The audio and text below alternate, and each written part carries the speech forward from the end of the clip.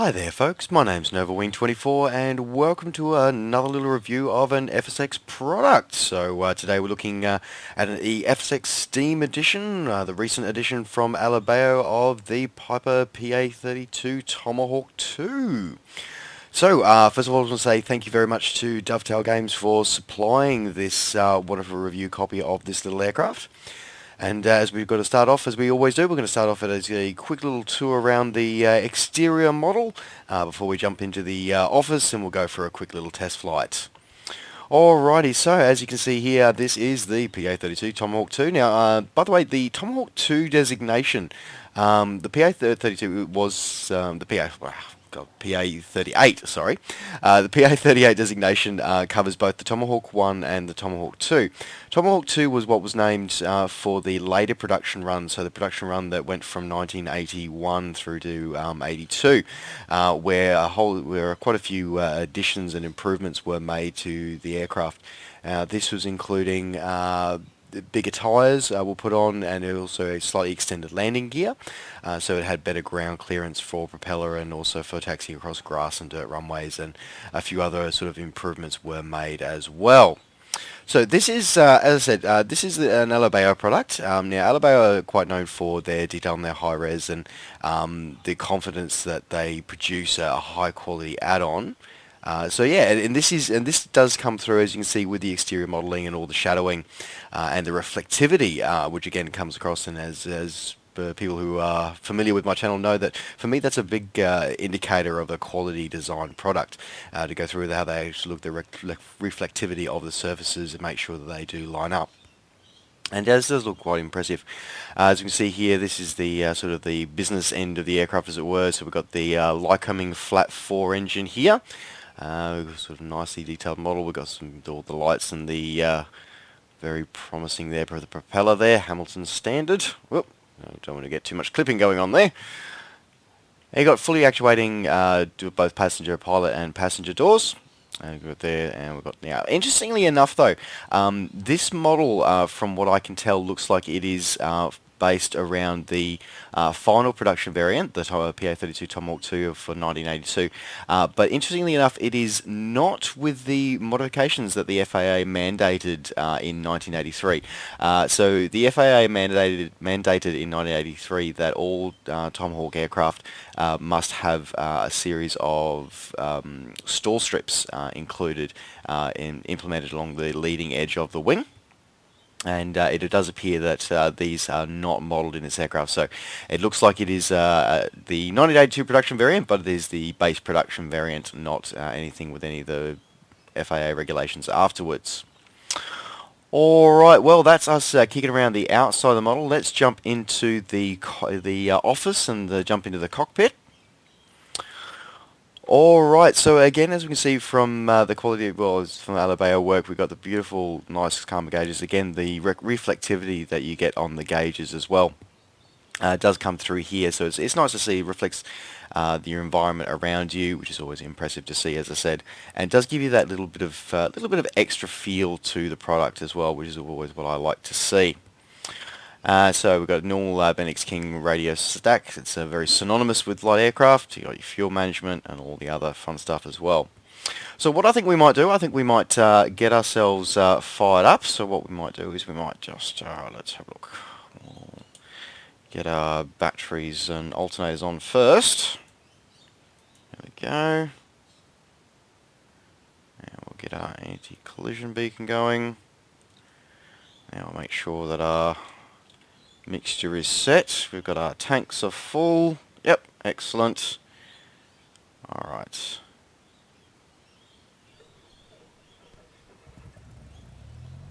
Here we are. Beautiful engine just turning over there. Alright, now we'll get our landing lights on. Fuel pump off for now. I think we should need that at the moment. Yes, we've got the beautiful hums of the engine running there nicely.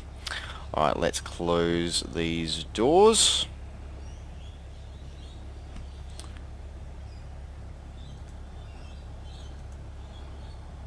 And I do like the fact that you can actually like click on the door close latches, and you do get the opportunity to do that. So you don't have to use the Shift E command. You can actually like interact with the cockpit itself, which is pretty cool. Pretty cool. I like that.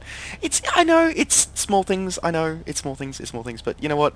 It's those small things that actually make such a huge difference to flight simulation. They really do. So there you go. All right. So we've got our strobe lights on. We've got our anti-collision lights on. All right. Let us taxi down the runway. We'll go for a quick circuit. We're at Hana Airport in Hawaii today. On Maui is where we are today. Alright, brakes off. Let's taxi down to the runway. Now the Piper Tomahawk has an interesting sort of background to it. It was brought out when Cessna pretty much owned the flight training market, and it was with their 150, 152 series. So this is going back to the 70s. This is, and Piper sort of went, okay, well we want to find out what is it that instructors want. What is it that we want to find differently that would give us a difference, a bit of an edge in our product. So they they got a lot of instructors to actually be heavily involved in the design and the specification process for the Tomahawk.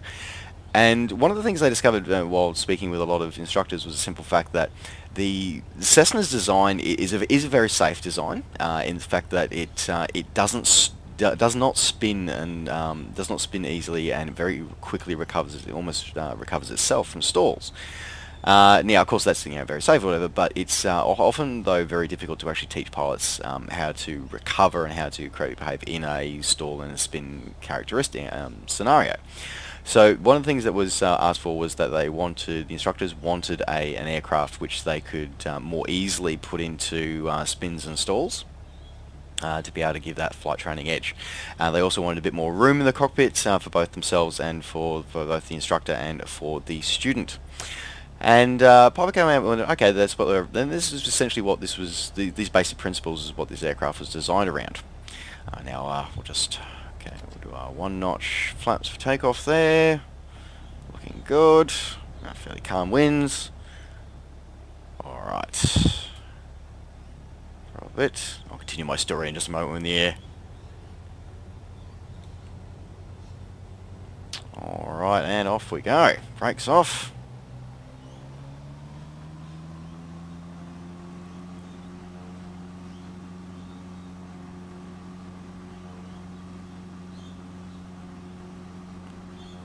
It's also really cool having the little reference chart just above your head as well, so you know, there we are. Oh, beautiful, nice and responsive on the takeoff there. So where was I? Yes. So yeah, it was designed with that basic principle in mind of looking for an aircraft that is very much a trainer, but it can also do what instructors want it to do, and actually be able to sort of teach pilots some of the more important lessons which hopefully they'll never need, but if they ever do, of course, very important to teach. So this this aircraft does that well. However, it also contributes to its somewhat poor name as a normal GA aircraft, as just a touring aircraft. Because it does have that tendency to it can enter a spin relatively easy, and it doesn't auto sort of just self-recover itself. You do have to have a bit of training and have to actually treat it with a bit more respect to actually get her out of a spin and a stall. So that's, as I said, it's given it a bit of a mixed name when it comes to its private ownership. It was used primarily as a flight trainer, but when in its role as a tourer, because it is a very affordable aircraft, very much in the same category as the Cessnas for sort of cross-country touring and affordability of running and things like that, and offering the more shoulder room, more space than the 150 series does from Cessna. Excellent all-round visibility as well.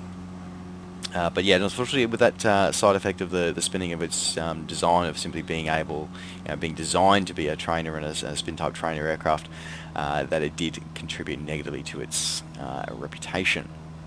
But in terms of how Alabeo's modelled that, as I say, look, I think the modelling is pretty damn awesome. It looks like we've got a yacht out here. We might go visit that. Oh, excuse me. So yeah, Alabeo has done it really well. They've got a beautiful sound set here, as you maybe hear in the background there. Very nice. It gets they definitely cover off the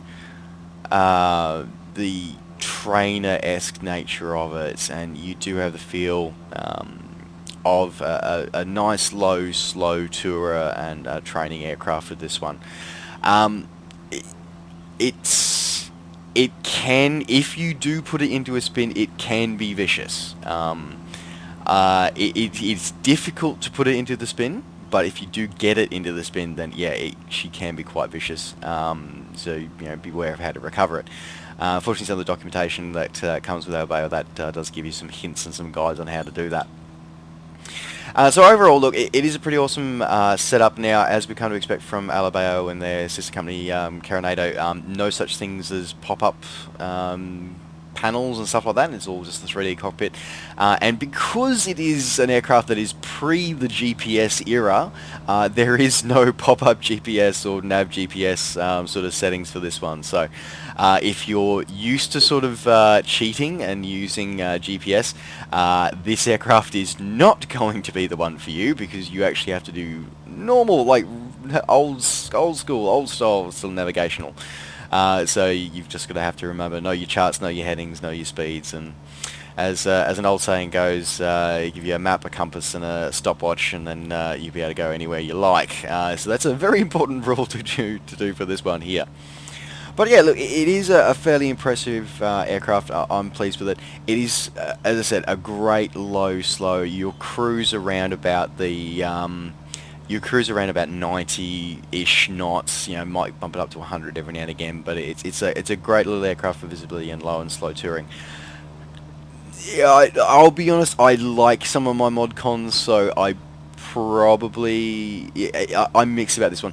This aircraft is going to be very much one for people who've flown it, or who've grown up around it, or having this involved in their lives or their family in some way. This is going to be an aircraft that you are going to want to pick up straight up, just for the nostalgia. For other pilots, look, it's still a great aircraft, as I said, but you may be looking more something that you might be able to more experience now, so like a 172 or something like that, rather than the older sort of Tomahawk 2 that this depicts here. I'll fly over one of those little cruise ships. Just give the people on the cruise ship a wing waggle. Go around them.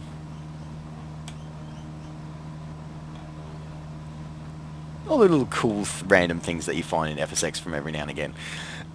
So yeah, look, as I said, folks, this is a great little aircraft.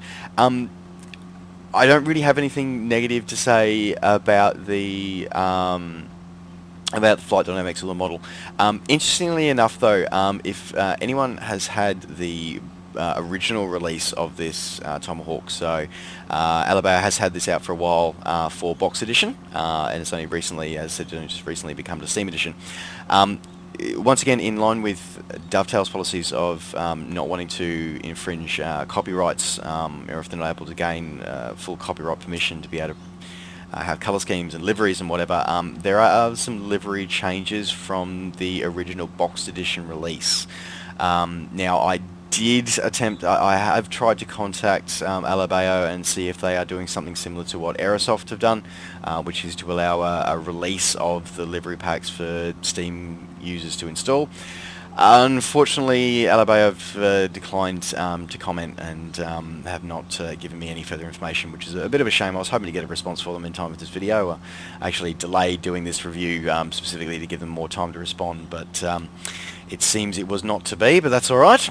So yeah, you are a couple of liveries short, and one very distinctly obvious Australian one that's been modified for the release in Steam edition. But as I said, it doesn't affect the model, it doesn't affect the actual flight dynamics of the aircraft. It's just something that, again, as a repainter myself, and knowing how much work goes into doing those repaints and doing those color schemes, I really, it'd be nice to be able to actually be able to see and put all that great work and all the hard work that those developers and those artists actually put into their art and their work to actually be able to really experience it. So it would have been nice to see, but hey, you know, that's the way of the world, as it were.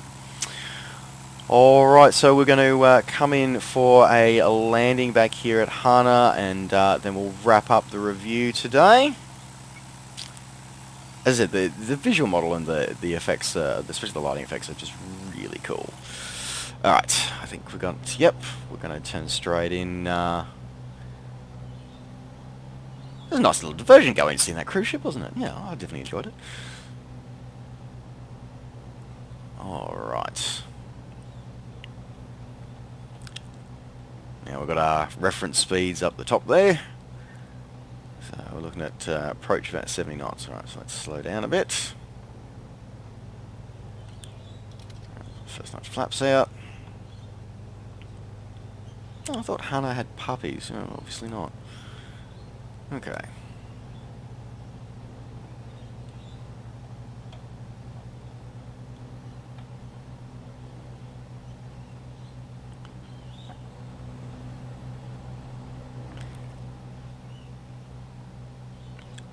Yeah, you really get the impression you get from the great visibility that you do get. You know, it does make for a great cross-country tour. It really does, especially for.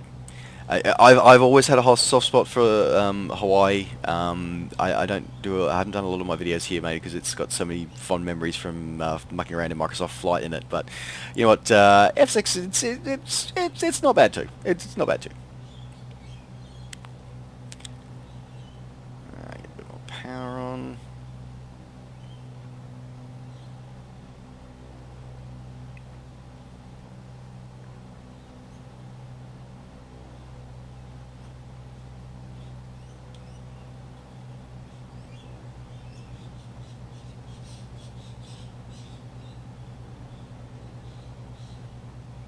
Bang on the approach.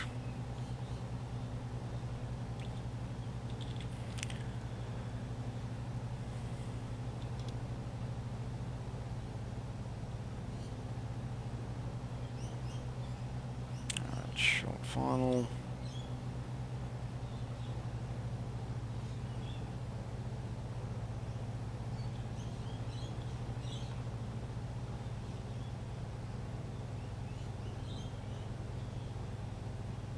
Coming a bit high, I think. It's alright, we've got plenty of runway to use.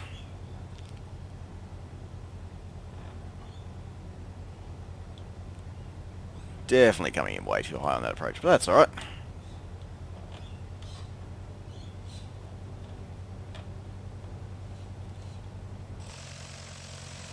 And there we go, down.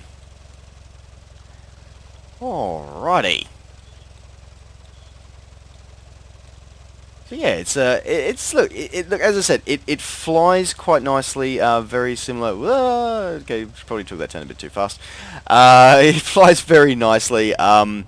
It's got most of the characteristics that the real world aircraft does. But having not flown the real one myself, but only talked to people who have, I can't give you a 100% guarantee on that. So I'm intrigued to hear from any actual Tomahawk pilots who've taken this up for a spin. Let me know what they think. But overall, look, it's a great little cross-country tourer. Nice, compact. If you enjoy the low and slow flying, this is definitely going to be something that you are going to want to consider getting. If you want things a bit, but if you want the mod cons and all that kind of stuff, then you are not going to find them here. This is old school aviation. This is so compass, dead reckoning, and all the radio navs. That's what this one is all about. So we'll just shut that one down here. Off.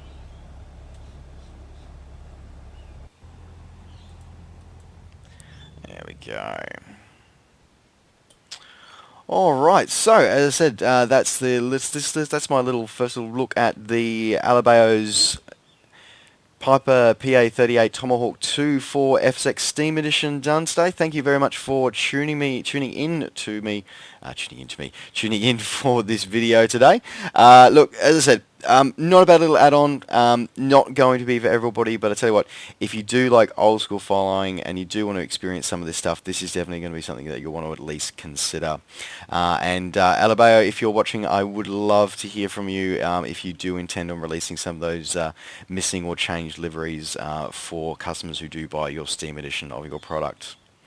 Anyway, folks, that's me done for today. Thank you very much for watching this review video of the Alabeo PA-38 Tomahawk. Tomahawk 2. It has been a lot of fun as always. Thank you again to Dovetail Games for supplying me with the review copy of this wonderful little aircraft to bring to you guys today. And don't forget to like and subscribe to the video and to the channel here if you are enjoying these videos and want to see more. And also you can always find what I'm up to between videos by finding me on Facebook and on Twitter. Just search NovaWing24. Alright folks, thank you very much for watching. Take care, safe skies to all, and we'll see you next time. Bye for now.